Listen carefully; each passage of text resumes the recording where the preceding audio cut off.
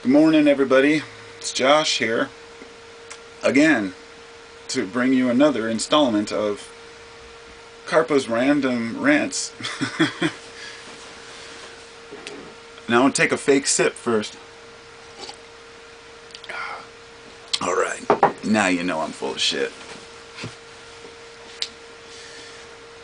The thought that I would like to ponder here for a moment is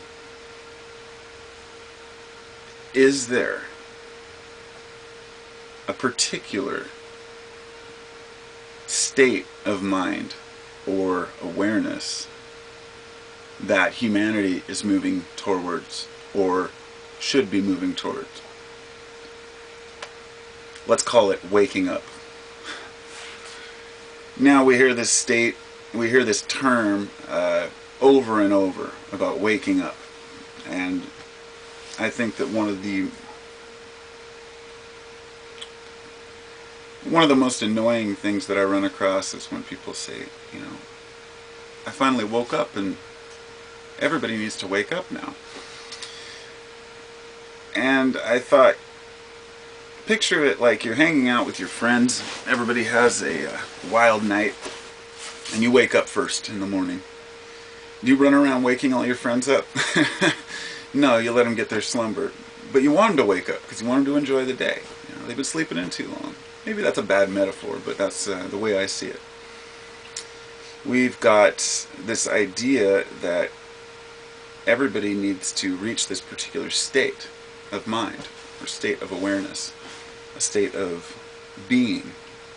And I've thought deep and intensely on this for years now, especially for the last couple of years.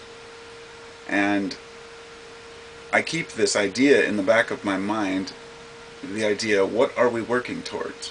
It's always there. Whenever I watch a video about something that's wrong, or something that's right, or a news article about something that's discovered, all of this I ask the same question. To what end? And I think that this is probably the most important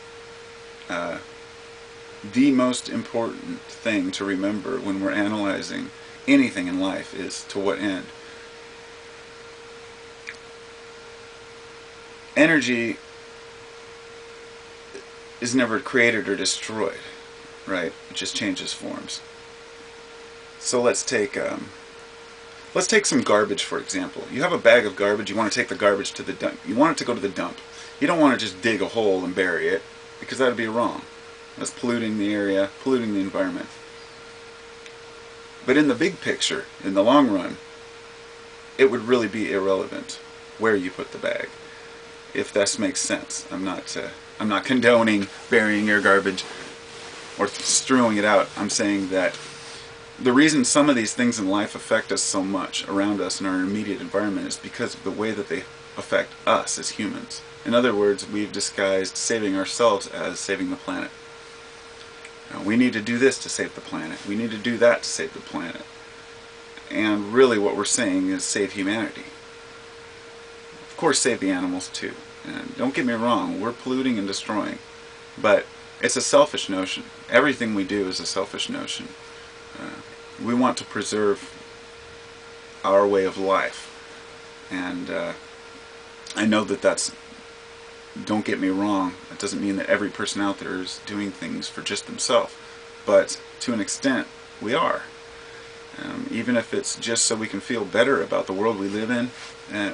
Anyway, that's a different point. But I feel like everybody has been joining hands over the last, say, 40, 50 years, moving towards something since the 60s, in the whole hippie revolution. And if you go back and look at that time, you can ask, what were they trying to attain there too? A lot of people, let's say there's a group of people who think waking up is seeing that all the things that are going on around us and being aware of them. Others who believe that waking up means embracing your third eye, or awakening your third eye, or your pineal gland, as some believe. Some people believe that it just merely means taking a particular belief system. But for point being here, that for each person it's going to be something different. Each person, if they were to write down their ideal society, would have a different end result. So while we all think we're working towards the same end, whenever we attain one of these goals, there is always a group that breaks off who says, no, no, no, this isn't right. You know, we wanted to do this. This is the root of my argument here, which is that there is no perfect state. There is no utopia. The utopia is what we make of it. This world that we live in this universe, and this life that we live on it, this short time, we have a choice to view things as if they're all falling apart or that they're all coming together. But either way, the world's not going to change just because we view it a certain way, although intention does play a part. I do believe that we as humanity are manifesting our destiny.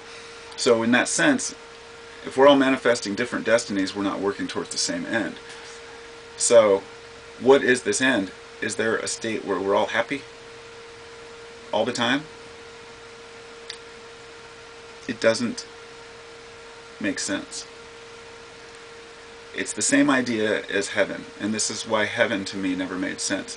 And this idea alone negates the idea of heaven to me, as far as the Christians see it. That there's a place where we go and we remain in our human form. We're able to see all of our loved ones and live for eternity in happiness. Thinking that through and seeing that happiness stems from ups and downs in life. That happiness is not just a state. Animals are not happy or sad. Animals just exist. Their emotions react to their environment. But we can create panic. We can create anger.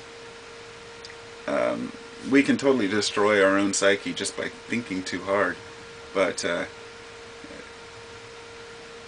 don't know what we're really trying to get here. The idea of this perfect happiness all the time can only come with the peaks and the troughs. So you have to have the low points to get to the high. It just seems obvious. It's a natural law. It's something, and this is why the animals don't have extreme emotions, just because they're not trying to fool themselves.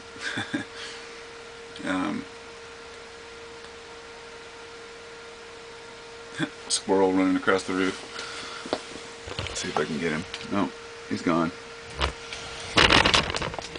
I'm an embracer of life, and over my time, I do the best I can with what I have. I'm not 40 yet, and I'm figuring out how to manage my consciousness, manage my emotion, and to be honest with myself, and not try to sit here and pretend like I know what I'm talking about all the time. You know, I get really tired of people who think that they know everything that's going on and think that that's somehow serving them, because people have been thinking this for thousands of years. There's always some guy that thinks he's got it figured out, and meanwhile, when you ask them to lay it out, they'll give you some comment like, well, you have to figure that out for yourself. Boom, exactly. We all have to figure it out for ourselves. So this is how when you see multiple people trying to convince each other that they're right, it becomes much more complicated online, let's say, because you have so many different groups from different areas conversing, and you get a wider view, I guess, a bird's eye view of what's really going on out there, and realize that if there was a state of being or existence that was considered perfect or utopia, then humanity would have found it by now out of just natural existence. That evolution tends to move towards a certain state, and the question is, why are we in the state we're in right now?